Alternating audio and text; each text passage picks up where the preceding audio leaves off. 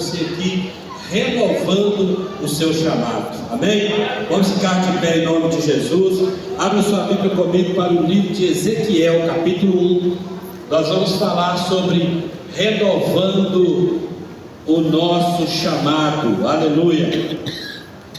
É muito comum em INSS exigir prova de vida dos aposentados, pensionistas, essa turma toda aí. Vai entrando o ano, já começa a prova de vida para ver se o cidadão está vivo mesmo, né? Não está recebendo morto, né?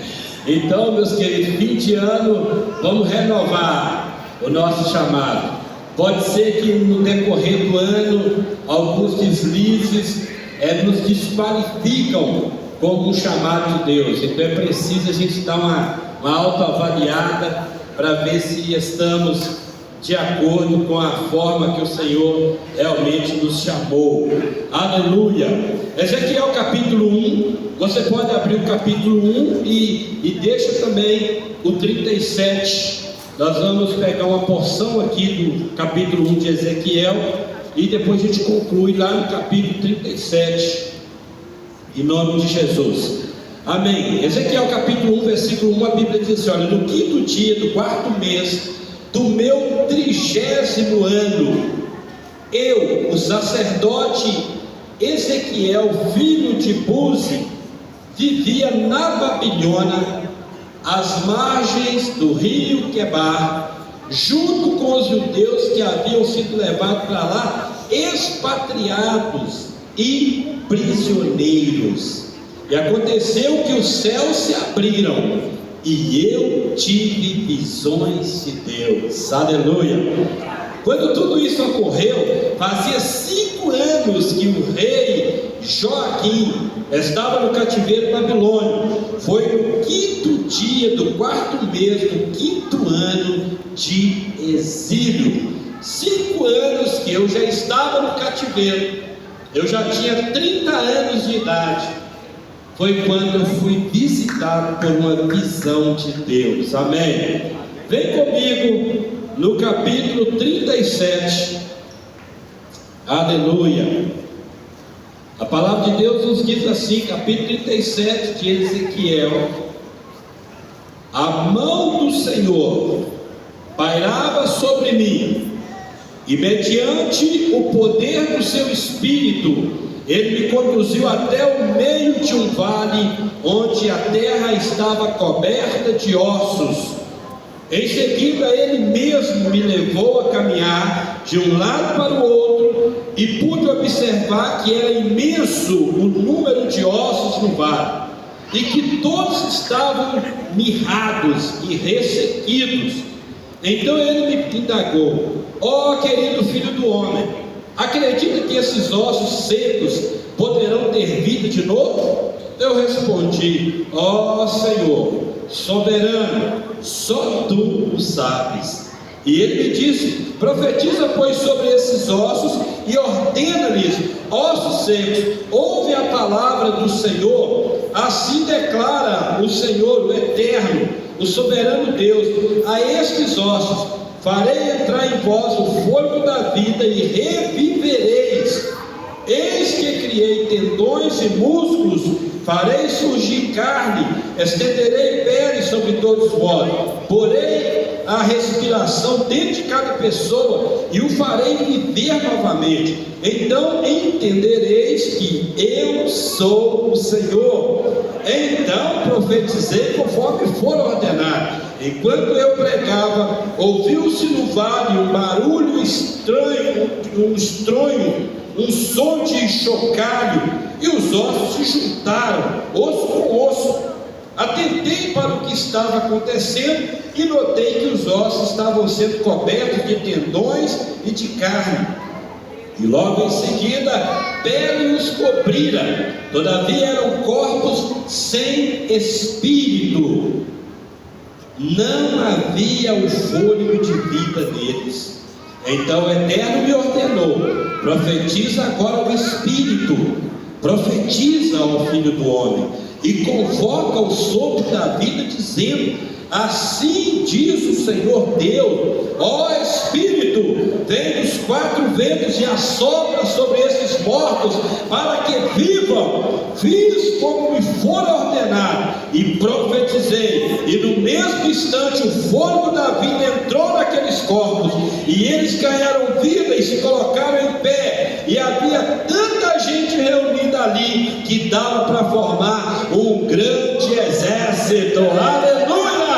Bendito é o nome do Senhor. Obrigado, meu Deus, pela tua palavra. Ela é poderosa, ela é viva, ela é eficaz, ela tem o poder de mudar pensamentos, conceitos, expectativas. A tua palavra renova, a tua palavra, Senhor, dá nova visão. A tua palavra, ela nos resgata da condição de mortos para a vida. A tua palavra nos transporta do caos a lugares altos. A tua palavra, Senhor, é poderosa, e o teu Espírito é vivificador.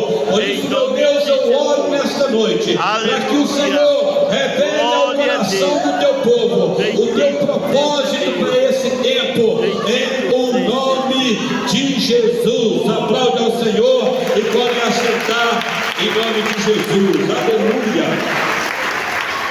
Glória a Deus, glória a Deus.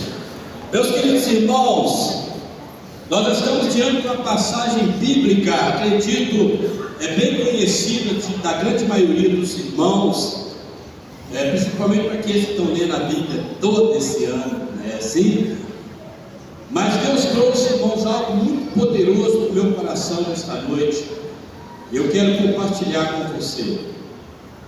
Irmãos, nós estamos, a gente precisa de renovar o nosso voto de decisão quando fomos chamados por Deus. Amém. Se todos nós, sem exceção, se a gente voltar um pouquinho a nossa mente e lembrar a condição que a gente estava quando fomos encontrados por Deus, e a condição que nós estamos vivendo hoje, eu não tenho dúvida, eu não vou falar nenhuma besteira aqui. Nós estamos muito, mas muito além da condição que a gente estava quando a gente encontrou Jesus. Nós estamos além em todos os aspectos. Começando pelo mais básico, que é a vida financeira. Todos nós aqui, sem exceção. Mesmo que você fale o seguinte: pastor, mas a minha vida hoje, eu estou passando por um processo, uma crise financeira, te garanto que você está muito melhor do que quando você encontrou Jesus. Amém. Sabe, irmãos, isso é tremendo, é maravilhoso, porque Deus, Ele é fiel na sua palavra. Ele não vai ter problema da gente ter vivido uma fase muito próspera e depois ficou até pobre de novo. Isso para Deus não muda nada. Ele só quer nos provar o seguinte: que aquilo que Ele promete, Ele cumpre. Amém. Eu me lembro perfeitamente, eu encontrei com Jesus dia 19 de fevereiro de 89. E o dia que eu entreguei a minha vida para Jesus, eu tinha uma calça comprida. Eu tinha 18 anos de idade. E naquela fase, principalmente nos anos 80, a gente morava num lugar muito simples, muito pobre. E minha tia que fazia para a gente calção. A Denilda aí, mas você tem um negócio de calção. Mas não, na época não falava short, não tinha isso na minha época. Agora que mudou, é bermuda, é isso. Na minha época era um calção, ia lá e comprava um tecido chitão. Os meninos nem sabem o que é isso. Chitão. E comprava retalho, porque não podia nem comprar. Tinha as peças enroladas, né? Aquelas peças, mas não tinha as bancas, né? O bancão com um monte de pedaços, retalho. E a minha mãe me pedia para ir. Eu passei até assim, ter uns certos gostos, porque a minha mãe mandava. Nós somos 7 irmãos e eu sou o mais velho. Então a minha mãe era assim, era um fora e um dentro, durante um bom período. Então a gente pegava, e eu sendo mais velho, ela mandava a gente ir comprar. Eu me lembro perfeitamente, meu pai trabalhava, ele chegava com dinheiro, naquela época vinha com dinheiro na mão, e ele tirava algum dinheiro e falava: aí manda comprar pano para fazer roupa desses meninos. E a mãe pegava aquilo, enrolava assim, põe na minha mão, que eu sinto até hoje o calor daquele dinheiro na mão, como ele perdeu o dinheiro.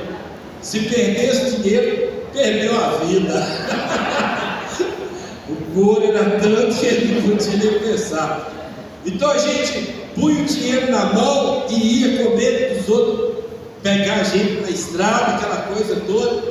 Pegava o olho no centro da cidade, chegava lá e ficava na banca, segurando o dinheiro aqui, e na banca, revirando a banca, caçando um tecido bacana. Puxava assim e falava: a Simone precisava estar aqui, né? Puxava assim e falava: isso aqui é para Simone. Colocava ali, puxava o outro lá: isso aqui é para ela. E eu ia separando os tecidos, e tinha uma história, nem sei se os irmãos lembram disso. Tinha tecido que a mãe falava que era infestado, não sei se é isso mesmo, que ele era dobrado, abria e ele ficava dobrado o tamanho, tinha um negócio assim. Então eu só procurava esse, porque eu sabia que comprava 1 metro, mas dava 2 metros. Então a gente já estava conversando a entender do mercado. Então, irmãos, a gente viveu isso, e eu já chegava com os panos, e a mãe falava assim: agora meu filho, corre, vai lá na sua tia, para ela fazer a roupa para você. E eu já ia para casa da tia Rita com o pano, e falava: tia Rita, que a mãe pediu para a senhora fazer um calção para mim. E a tia Rita já ia para a máquina assim, e já punha aquele negócio, já vinha com um tesourão assim, cortava de um lado do outro, e eu já ficava lá esperando a confecção ficar pronta, você entendeu? Porque eu já estava com um assim, segurando o rasgado, não usava cueca naquela época, e ali a gente andava segurando o rasgado. Então era fazer lá, e a gente já ia no cantinho, arrancava aquele, ficava de lado e já vestia o novo e saía pronto para rasgar de novo, né? Então a gente ia para ali, e a tia Rita, ela fazia com poucos minutos. Eu me lembro, eu vejo a tia ainda na minha mente, levando a mão na cabeça, tirando o grampo do cabelo, cortando um pedaço de elástico, enfiando no grampo, envia no cós, e ela ia passando a mão assim, puxava, pegava o elástico, fazia um nó e falava: meu filho, seu calção está pronto. E eu já pegava aquilo, bordadão, coloridão, e eu já vestia e saía pronto para brincar. Irmãos, são as histórias que nos sustentam. Aquela crise, meu pai bebendo, aquela coisa toda. E aos 18 anos, eu salto um pouquinho, mas aos 18 anos eu faço uma visita à igreja e sinto a necessidade, não para mim, mas por causa do meu irmão, que é mais novo do que eu. Eu preocupado com o meu irmão, eu comecei a descobrir naquela época, 89, meu irmão já começou a andar com os colegas que já começaram a usar drogas. E quando eu fiquei sabendo daquilo, eu fiquei muito preocupado, e tentando buscar um jeito de tirar meu irmão para ele não entrar nisso, que a gente naquela época já tinha medo de falar. Até hoje eu não conheço droga, eu nunca vi de perto assim para pegar. E o meu irmão, ele contou para mim na madrugada que ele tinha tomado um comprimido, que ele não sabia o nome, mas tomou na cachaça. Meu irmão com 15 anos. Então aquilo me deixou desesperado. E eu tentei fazer alguma coisa para ajudar meu irmão. E aí a ideia foi: vamos na igreja. A Simone já frequentava a igreja. A Simone foi com 9 anos para a igreja. E a gente, ninguém queria saber de igreja. Mas naquele dia, depois que meu irmão me contou aquilo, eu fui. E por viver só dentro daquele ambiente ali, a gente não tinha roupa, a gente não preocupava com isso. Então eu tinha uma calça comprida, que era para sair no domingo assim, no clube lá, na discoteca assim, pular um bocadinho, e voltar para casa, e a semana toda de calção, vida que segue, estava bom demais. Mas eu vesti aquela roupa, fui para a igreja para levar meu irmão, e Deus, assim, a misericórdia dele, eu fui insistir com ele para ficar lá na igreja, e ele acabou ficando mesmo. E deve ter ficado. 2 semanas depois, eu mandando ele para a igreja. O que tem na igreja hoje? É oração, então vai para oração. Ele ia para oração e eu ia para o boteco. E eu pensando, não, esse negócio está errado, eu tenho que ir para lá para ajudar meu irmão. E eu fiquei naquele conflito ainda, 2 semanas. E depois eu pensei, falei, preciso uma coisa, o outro também, que aí não sai, fica nós dois lá na igreja. Eu sou preocupado com ele, não era comigo. E fui para a igreja, irmão, com 18 anos de idade, com essa comunidade, desde que meu irmão ficasse na igreja, não entendendo que eu ia descobrir o maior tesouro da minha vida, quando eu comecei a compreender a palavra de Deus. Mas eu estou te contando isso, porque eu sei que cada um tem uma história igual ou muito melhor. Cada um de nós temos uma história de como conhecemos a Jesus. Mas hoje, depois de mais de 35 anos servindo ao Senhor, a minha vida ela mudou totalmente. O Senhor só fez cumprir.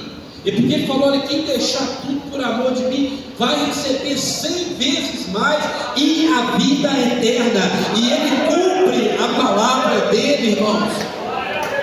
Agora, queridos, o tempo não vai me permitir muita coisa, mas o que nós precisamos de entender, irmãos, que os benefícios que Deus, querido, tem nos agraciado ao longo dos anos, fazendo cumprir a sua promessa, não nos dá o direito, queridos, de perder a sintonia, de perder o nosso contato, de perder a nossa intimidade, recursos financeiros, os patrimônios que nós temos conquistado ao longo dos anos. Isso não é para nos acomodar, mas é para a gente avançar mais ainda, é para a gente fazer mais ainda, é para a gente investir mais ainda, é para a gente acordar e alçar voo na presença de Deus, irmãos. Amém.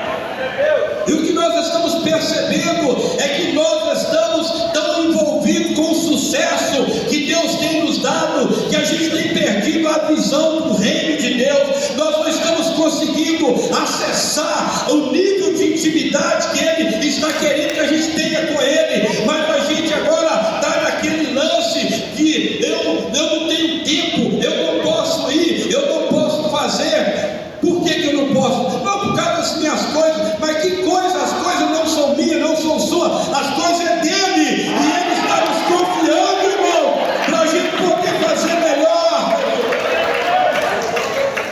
Eu tinha uma casa e estava feliz. Hoje eu abro meu guarda-roupa, talvez tenha 30, 40, mas eu preciso de entender que 30 e 40 não é simplesmente para mim ficar folgado, é porque com 30 e 40 eu posso ir mais longe do que quando eu tinha uma. Então entenda que o que Deus está nos dando, querido, é para a gente avançar com mais rapidez, porque o diabo, ele está destruindo, irmãos. Ele está querendo acabar com a igreja, ele está querendo neutralizar o povo de Deus, e a gente não pode servir a Deus por circunstância. Amém. Nós não podemos servir a Deus por causa de emoção, irmão. Emoção não faz morto ressuscitar, emoção não faz paralítico. Glória a Deus. Emoção não muda a história de ninguém. O que muda é o poder e a presença de Deus, é que muda a história da igreja. E nós precisamos resgatar isso. Se nós não resgatarmos isso, quem vai resgatar, meus queridos? A pergunta é: quem irá por nós? Quem que vai fazer, irmão? O que Deus podia fazer, Ele já fez, meus queridos. E aí a gente fica preso em circunstâncias. Mas aqui, Ezequiel capítulo 1, a Bíblia diz que já tinha 5 anos de cativeiro. O rapaz estava com 30 anos de idade, ou seja, foi para o cativeiro com 25 anos. Talvez tinha acabado de casar, não sei como é que foi, estava construindo família, estava numa expectativa boa, mas de repente, uma crise, de repente, a nação de Israel, ela é submetida ao domínio da Babilônia, e agora são levados de Jerusalém para a Babilônia, estão presos. Isso deixou bem claro, eram cativeiros, prisioneiros, e agora estavam ali na Babilônia, cativeiro. Mas as circunstâncias, eu percebo no texto, que a circunstância não tirou desse rapaz a esperança no Deus que ele servia. Amém. A circunstância, irmão, não tirou desse rapaz a certeza de que Deus não é Deus só de Jerusalém, mas é Deus em qualquer canto, em qualquer parte da terra, em qualquer situação. Ele é Deus e Ele tem todo o poder dos céus e da terra. Amém. Eu não posso limitar a Deus, querido, a circunstância que eu estou vivendo, irmãos. Você não pode prender o poder de Deus, você não pode prender a essência de Deus, a sua enfermidade. O fato de você estar enfermo não impede você de continuar falando que Deus cura e que você vai orar para alguém ser curado. Irmão, nós não podemos ser movidos por circunstâncias, meus queridos. E nós temos uma igreja doente, uma igreja que não reage, uma igreja que está esperando o mover de água para ela poder pular do poço. Não é assim, querido. Foi um tempo, o poço nem existe mais, querido. E se ele está lá, é só uma história, porque nem água tem. Porque agora esse poço tem que estar dentro de nós. É um rio que tem que estar dentro de nós, para que o Espírito de Deus comece a movimentar, meus irmãos. Amém. Se nós, amados, prender tudo que nós recebemos de Deus, as circunstâncias do momento atual, nós somos um bando, perdão pela palavra, mas seremos um bando de covardes e não somos merecedores do reino de Deus, irmãos. Porque o que mais Jesus vai fazer por mim e por você? O que mais que Deus vai fazer por nós? A Bíblia diz que Ele esvaziou dos seus poderes, se fez carne, habitou no meio de nós, transportou uma cruz, foi obediente à morte de cruz. Recentemente eu preguei o grito, o homem Jesus: Deus meu, por que me desamparaste? Essa é a aflição que dá, irmão, quando sentimos a ausência de Deus. Essa é a aflição que dá quando a gente está no fundo do poço. Essa é a aflição que Ezequiel estava vivendo, 5 anos já de cativeiro, sem nenhuma expectativa de sair, vendo seus familiares dia após dia, um morrendo, outro morrendo, porque o açoite, a dificuldade, a fome, as doenças iam matando aquele povo. E ele ali, esperançoso, na beira daquele rio, não sei, chorando, orando, alguma coisa, se posicionando e esperando. 5 anos. Agora com 30 anos, um jovem, um homem com 30 anos, está cheio de energia, está cheio de expectativa, querendo construir, querendo comprar um carro novo, comprar um imóvel novo, adquirir algum bem, mas o camarada está ainda lá no cativeiro. Mas a situação não impediu, não deteve, porque ele diz que nessa condição ele recebeu a visão de Deus, ele recebeu a visão do céu. Hoje nós vamos renovar nosso voto chamado, nós vamos começar a ter visão dos céus, irmão, porque a visão do mundo já está aí, nós nem precisamos falar mais. Visão das coisas ruins que está acontecendo, nós não precisamos mais ficar nas esquinas, passar mensagem no WhatsApp e ficar no blá blá blá, porque nós já sabemos. O que nós precisamos agora é nesse caos, nesse momento, é esperar uma visão do céu. O céu tem saída para nós, o céu tem solução para você, tem solução para a igreja, tem solução para nós, meus amados. Mas a gente precisa se posicionar. A gente precisa sair desse lugar de águas rasas, querido. É hora da gente começar a ir para o lugar mais fundo, meu irmão. A gente já não está morrendo. Está morrendo, vai para o lugar mais fundo. Se deve morrer, vamos morrer por uma boa causa.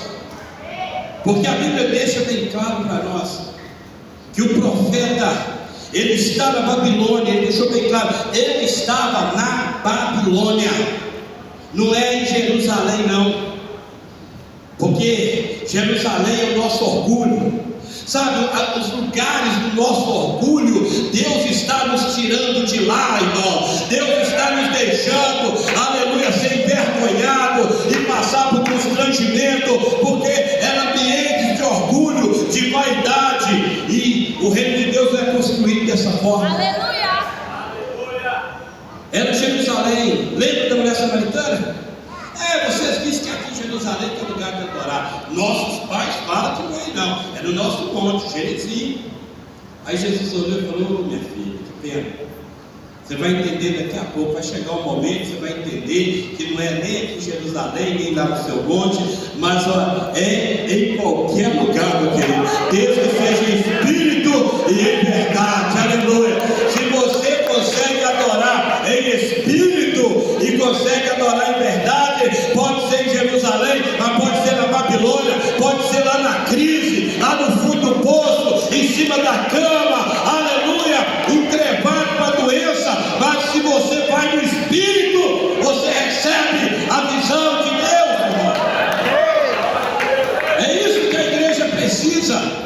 Uma igreja ousada, uma igreja corajosa, uma igreja que não curva, uma igreja que não vai ficar se rendendo às circunstâncias. Nós não conseguimos festejar o sucesso do outro se a gente não tiver em sucesso também. Meu Deus, se o outro tiver tendo um sucesso e eu não estou, tem um negócio errado. Mas o que está errado? É só quando a coisa está ruim, parece que eu virei o santo. O outro que está rindo, está alegre, está dando certo lá, está em pecado. Não, tu não tem nada com Deus, não tem compromisso com Deus, porque eu o quê? Não se serve a Deus dessa forma, amados. Não se cria ideias dessa forma. A Bíblia deixa bem claro que quando ele teve a visão de Deus, ele teve uma visão, irmão, uma totalidade de poder. Aqui os seres viventes que ele presenciou ali tinha 4 faces. E ele falou, uma era semelhante a rosto de um homem, o outro era um leão, o outro era um boi, o outro era uma águia.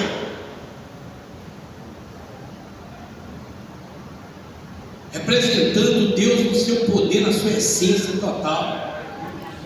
O rosto de homem, o homem Jesus, o homem perfeito, que veio se entregar por mim e por você. Um homem que não pecou, que nunca falou mal de ninguém, que nunca atacou, nunca teve inveja de ninguém. É esse que foi na cruz, meu querido, e morreu por mim e por você. E agora a gente fica querendo dar alma de vítima, falando mal dos outros, com inveja do outro, e não está feliz com o sucesso do outro, e quer ser vítima. Só Jesus, meus queridos. Mas também ele tem um rosto de leão, aleluia, autoridade e poder. Ele é. Vocês estão, eu estou lavando o pé de vocês e vocês me chamam de mestre, e eu sou o leão da tribo de Judá. Eu sou o Todo-Poderoso. Eu sou o que sou, e fora de mim não há outro. Eu sou. Mas também ele tem a face do boi, força, no silêncio. Não precisa falar nada, mas ali está o símbolo de força. Nós precisamos disso, querido. Tem hora que a gente só precisa de ter força, não precisa falar nada, mas tenha força. Porque se te mostrares frouxo no dia da angústia, no dia da adversidade, quão pequeno vai ser. Mas se você, meu querido, ficar firme, é o boi, aleluia, é do silêncio, mas vai arrastando, vai puxando, vai levando e vai arando a terra, vai puxando, porque esse é o nosso Deus, querido. E fomos chamados, aleluia, para ser seguidor dele. A gente precisa, mas ele também é águia. Aqueles que esperam no Senhor, tá glória. Quem espera no Senhor vai subindo como asas de água. Visão longa, aleluia. Enquanto os velhos sonham, os jovens terão visão, aleluia. Cadê nossos jovens para nos ajudar? Cadê os nossos jovens, aleluia, recebendo a visão do alto para poder dar suporte para o bom funcionamento da obra de Deus? Essa é uma promessa, meus queridos. A gente fica esperando o dia da convenção, o dia do congresso, para receber o Espírito Santo. Recebe hoje, recebe agora. Nós estamos precisando de jovens cheios do Espírito Santo.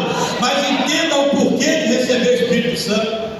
Não é receber o Espírito Santo, ir para casa orgulhoso, passar na rua e falar: recebi o Espírito Santo, agora eu estou livre, eu tenho o selo da promessa.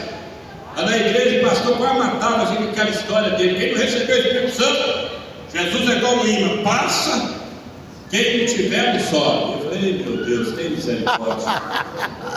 E tá aí, ô Senhor, me dá esse imã aí, derrama de mim aqui, porque na hora que eu passar eu tenho que subir também. E eram tantas histórias, tantas metodologias que os nossos pastores pregavam, mas dava sede de nós, aquela vontade de receber o poder de Deus.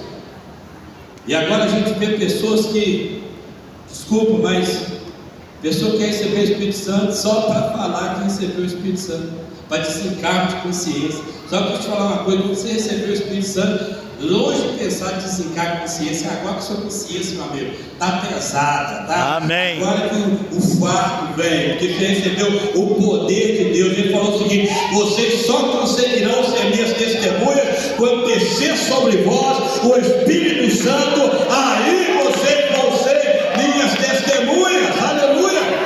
Sem Espírito Santo é só balela, sem Espírito Santo é só conversa e perturbação na cabeça de pastor, de diretor, de irmã. Quando começa, irmã, aquele lero, aqueles ataques, aquelas alfinetadas, pergunta: irmã, já recebeu o Espírito Santo? Porque quem não recebe só perturba, quem não recebe só critica. Porque depois que você recebe o Espírito Santo, receber o Espírito Santo, esse negócio de lá, oh, recebeu, e ficar, recebeu, que não é isso não. Amém.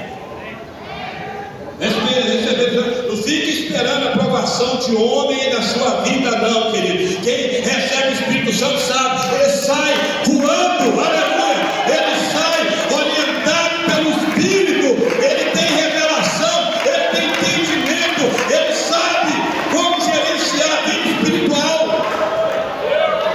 Essa que é a ação do Espírito. Agora não, vem voltar e fica, Aí o pastor, para dar uma moralzinha, fala, irmão, recebeu, recebeu, vai nessa. Mas não é assim não, irmãos. Sabe por quê? Ele diz aqui no capítulo 37, capítulo 1, ele falou que eu tive visão de Deus. Amém. Eu recebi, o Espírito me visitou, aleluia, numa crise, numa dificuldade terrível, mas o Espírito me visitou. E o Senhor falou: agora, filho do homem, ó homem mortal, eu quero saber o seguinte: se você está disposto a falar e fazer o que eu te mandar, não é o que você quer, o que você pensa, o que você acha, o que eu te mandar. Essa é a qualificação de quem tem o chamado e renova esse chamado diante de Deus. Ele não faz o que ele quer, ele fica pirraçando, não, ele vai fazer o que o Espírito Santo está o impulsionando a fazer. E ele disse que ele topou, isso é caro, irmãos. Se você ir um pouquinho para frente, eu vou acelerar aqui. Se você ir um pouquinho para frente, o Senhor falou com ele, falou assim: olha, filho do homem, eu estou contando com você. Eu vou tirar de você seu maior prazer, mas eu preciso fazer isso. E ele teve que aceitar. E o Senhor falou o seguinte: tem uma coisa, você não vai chorar, tá? Não vai ter luto, não tem nada disso não. Vocês estão achando, irmãos, Que o negócio, glória a Deus, o Senhor está maravilhoso comigo e tal. Eu troquei minha casa, aí testemunha, troquei minha casa, comprei um carro novo, olha o que Deus está fazendo. Aí na hora que Deus resolve falar o seguinte: agora eu vou tirar seu filho, nunca mais eu colocar na igreja, porque isso, perdeu o emprego, tem uma coisa errada. Vou procurar não sei quem, deixa eu fazer a campanha da água, deixa no seu canto. O que é isso, meu Deus? Só você estudar o livro de Ezequiel, o Senhor falou o seguinte: eu preciso de você. Sabe, Deus está precisando de gente que está disposto a deixar Deus fazer o que Ele quer, irmão. Sabe por que nós estamos se dando mal? É porque a gente não quer fazer o que Deus quer, não. Só que o verdadeiro seguidor, quem é chamado, quem entende o que é ser o profeta de Deus, ele vai passar o recado, querido, do jeito que Deus está mandando. Doe quem doer, receba quem quiser, mas ele vai passar o recado, é do jeito que o papai está mandando. Não tem negócio de enfeitar, de melhorar, de tentar aliviar, não. É do jeito que ele manda. E ele virou para o profeta e falou: eu preciso de fazer literalmente na sua vida, para esse povo entender.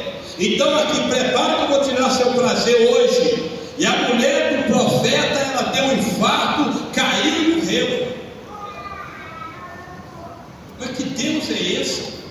Que tem a mulher do pastor de morrer dessa forma? Por que não?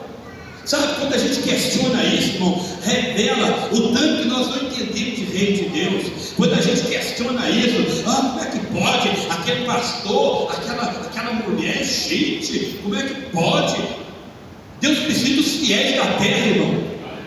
Gente ruim morre, ninguém liga, não. Fala o seguinte: essa praga tinha que ter morrido mesmo, é isso mesmo. Deus precisa de fiel, é fiel que vai sofrer. Prepara o seu coração, é o fiel que vai ter que chorar, irmão. É o fiel, querido, que vai ter que bater, irmão. Se não for assim, nós não vamos acessar o que Deus tem para nós, meus queridos. O profeta perdeu a esposa dele, não pôde velar, não pôde ter cerimônia, não. Coloca o turbante, amarra o turbante, firme, meu filho, e vai, eu estou te enviando, eu preciso que você continue a obra. E o profeta foi. Isso é um Deus ruim? Não, não é um Deus ruim, é um Deus que ama.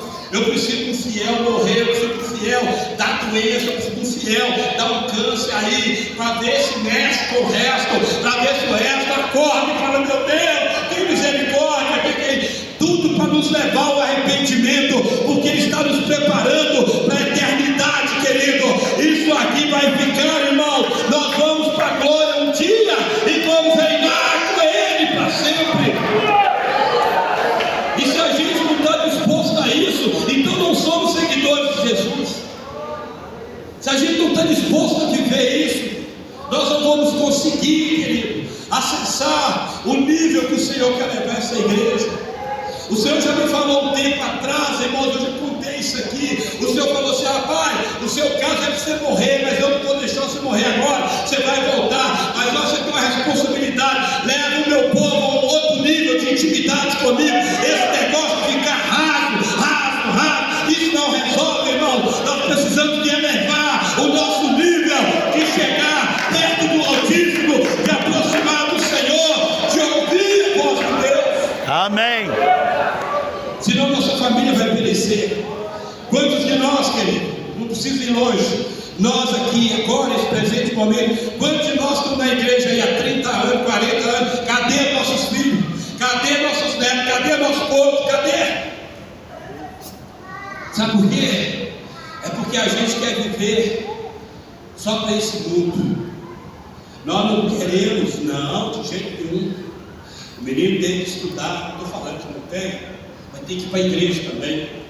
Não, o menino está estudando muito, deixa dormir. Para quem fez escola dominical? Que as professoras chatas lá, odeia, pode ficar aí, meu filho. Vem para a igreja e deixa o netinho bonitinho, fica aí no joguinho. O menino aí, tchau, vó, tchau, pai. Está no joguinho. E o pai: nossa, fica dentro de casa. Agora o pai está chorando, falando: nossa Deus, meu filho não sai do que quarto, minha filha não sai do que quarto, do que ele sai um pouquinho, então agora fica atrás de presidente jovem. Vai lá, faz uma visita, fazer visita. Na hora de trazer para a igreja, quis trazer. Na hora que falou que não vai, pegou e puxou. Não vai não? Aqui. Isso funciona. Ó. Fala, cinto, funciona. Pega de pequeno, a Bíblia. Pega de pequenininho, depois de velho não. Depois de velho não adianta mais não. Mas pequeno, empurrou, pega o celular, tira aquilo, quebra aquilo, joga fora, acabou. Vamos para a igreja, rapaz. Vamos para a igreja. Assim tem que fazer, irmão. Se nós não tivermos atitude agora, querido, eu sempre tenho falado, pais que pegou filho com seus filhos, depois curte neto. Aí é neto de cavalinho, e balança para aqui, e passeia com o neto. Agora pai que deu mole para filho, agora cuida de neto. Vai ter que ficar cuidando, porque o filho está avacaiando, bagunçando tudo, engravida um ali, engravida outro ali, arruma um problema aqui, arruma outro ali, e joga tudo no avô e na avó. Cuida aí. Você está entendendo? Então, querido, pega firme, aproveita que ainda tem palavra, aproveita que ainda tem homem que prega a palavra de Deus, e vamos, irmão, com força total, porque é isso que fez Ezequiel aceitar o desafio espiritual que ele tinha que enfrentar. Nós estamos dispostos a enfrentar alguma coisa no mundo espiritual? Pessoal, Deus falou o seguinte aqui, meu querido: eu vou tirar o seu prazer. Deus sabe que para o homem ou mulher é magnífico. Fala: mas eu vou tirar de você. E você não vai ver Ezequiel falando: não, se o Senhor tirar minha mulher, encerra também com o Senhor aí. Não. É uma causa maior. Sabe? Os nossos olhos é muito curto, irmão. Nossa visão é muito curta. Eu agora estou vivendo uma fase que, quanto mais perto, pior. Está entendendo? Então, a gente precisa de entender que só essa história é tão maravilhosa para encerrar. O tempo acabou para mim. Mas veja bem, a Bíblia diz que ele contou aqui para nós no 37 que o Espírito visitou ele lá na Babilônia. Pegou, sabe o que fez com ele? Transportou ele. De que maneira? Em espírito.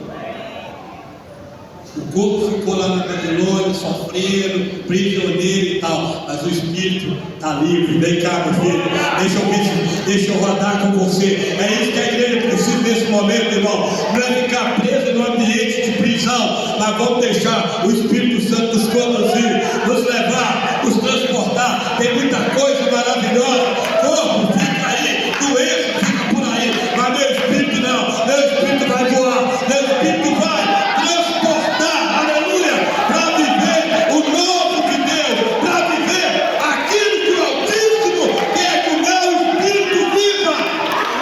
É isso que nós precisamos. O espírito precisa ser vivificado. E ele foi transportado por um vale de ossos secos, sequíssimos, e eram muito desorganizados, tudo bagunçado. E ele viu aquilo, e ele ficou meio apavorado. E o Senhor falou o seguinte: aí, Vitor, na casa tem jeito desses ossos aí voltar a ter vida? Ele não é bobo, ele não foi atrevido, mas ele entendeu as suas limitações. Todos nós temos limite, meu irmão. Não queira ser super-herói. Filho de Sião, eu sei que vocês são guerreiros, mas tudo tem limite. Nós precisamos entender que não tenta ser tudo, que você vai prejudicar sua vida, prejudicar sua saúde, destruir sua vida emocional, acabar com tudo. Não façam isso, tem limite. O profeta olhou aqui e falou o seguinte: Senhor, tu o sabes. Joga para Deus. Ele falou: lança sobre mim a sociedade, lança o seu problema, vinde a mim cansado, oprimido, vem, eu alivio. Então vamos aprender a jogar no Senhor, irmão. Ele pode, Ele é tudo. Agora eu sou fraco, meu querido. Eu se tampar o fôlego aqui, não dá para botar nem até 30, estou cansado já. Começou a contar, o olho pegava, acabou, solta, deixa eu respirar. Mas Ele não. Ele tem o controle de tudo. Ele é o Senhor de tudo, aleluia. Ele é o Deus Todo-Poderoso. Oh meu Deus, e Ele está falando: joga em mim, meu filho, para de carregar isso sozinho, lança em mim, aleluia. Vamos aprender a lançar no Senhor. E Ele falou: tu sabes. Aí o Senhor falou o seguinte: então se eu sei, profetiza, aleluia. Agora é contigo, se é comigo, então já tem solução, é só você profetizar. Se Ele mandou, eu estou obedecendo, então manda a palavra, aleluia. É Ele que está mandando, é Ele que paga a conta, é Ele que faz o milagre, é Ele que faz, irmão. E Jesus um dia, Ele repreendendo seus discípulos, Ele deixou bem claro, Ele falou o seguinte: olha querido, as obras que eu faço, eu não faço de mim mesmo, mas é o Pai que está em mim, é que faz. Se o Pai está em nós, meus queridos, Ele vai fazer, irmão, é Ele que vai fazer. Amém. Não é você, mas é a obediência a Ele. Glória a Deus. A Bíblia diz que então Ele pensou duas vezes: oh, vale de ossos secos, aleluia. Quando é Ele que mandar, você pode escrachar, não tem problema não, é Ele que está mandando. Oh, vale de ossos secos, ouve a voz do Senhor. Eita glória. Nós só precisamos de ser uma voz. Quando vinham até João falava: não, eu não sou o Cristo, eu não sou a luz, eu sou a voz que clama no deserto. É isso que Ele está precisando, de voz. Se a gente estiver disposto a ser voz do Senhor e estar conectado com Ele quando Ele mandar. E o profeta manda, e ele diz que assustou, porque imediatamente aqueles ossos começaram a chacoalhar e começaram a juntar um no outro, e ele está ali presenciando aquela cena, e de repente começam os tendões, começa a carne, e aquilo vai tomando forma, e ele está maravilhado, e aquilo toma uma forma linda e maravilhosa, mas ele diz que ainda estavam mortos. Irmão, estou encerrando aqui contigo esta noite, mas cuidado, irmãos. Sabe, muitos de nós, porque lê Bíblia, porque conhece alguns versículos de unicidade, principalmente, tem que parar com isso, orgulho besta. É porque eu sou ligeiro, tá? Vai dar o nome de Jesus. Então, quem falou que isso resolve alguma coisa? Sabe o que? Tem muita gente confiando só na estrutura. Com a palavra, irmão, está aí, é só você ir para a internet. Usando a palavra, você faz tempos maravilhosos. Usando a palavra, você lota estádio. Usando a palavra, querido. O ímpio usa, o santo usa, todo mundo usa, e dá certo, porque a palavra é dele. Mas só palavra, querido, não dá vida, irmão. Tá, sabe? Com palavra você faz, com palavra você faz um negócio bacana, organiza, palavra. Eu estou na palavra de Deus, rapaz, não sei o que, com amigo agora. Com palavra você manipula, você faz o que você quer, você vira um artista, vai fazer um cursinho aí, né? Tem cursinho, você lê o versículo e falar bonito, e induzir pessoa, vai trazer oferta agora, e você faz tudo na palavra. Mas sabe o que acontece? Está todo mundo morto. Porque há algo que é só Ele que faz. Só Ele. Amém. A estrutura nós podemos fazer sim. Ele nos fez muito parecido com Ele. Então a gente tem imagem que é semelhante, parece. Está igual o Tenorex, parece, mas não é, querido. Tenorex também a galera nova não sabe o que é isso. Mas veja bem que só parece, mas depois de tudo pronto, é um exército, carne, pele, tudo construído, mas morto. Isso é poderoso demais. Então não confie em estrutura não. É que a nossa igreja qual? Não, a nossa lá no Novo Tempo, meu filho, foi bacana, negócio feio, estou lá. Ô querido, tira isso da sua cabeça. Você está entendendo? estrutura mundana fazem. Tem uns caras que é pilantra, tem uns caras, sabe o que é? É do comando vermelho, com o tempo maravilhoso, tudo organizado, aquela coisa fina, porque com a palavra a estrutura se faz, meu querido. Mas o profeta olhou carne, osso, mas o profeta olhou, o que adianta isso servir? Aí o Senhor falou o seguinte: então, agora está na hora, profetiza a vida. Quem profetiza a vida, querido, é só quem tem contato com Ele. Quem profetiza a vida é só quem consegue ouvir dele, aleluia. Quem profetiza a vida é só quem está conectado com Ele, aleluia. Vamos ficar de pé em nome de Jesus. Nós precisamos sair daqui profetizando vida. Quantas pessoas estão sendo vivificadas com a nossa essência, com a nossa vida?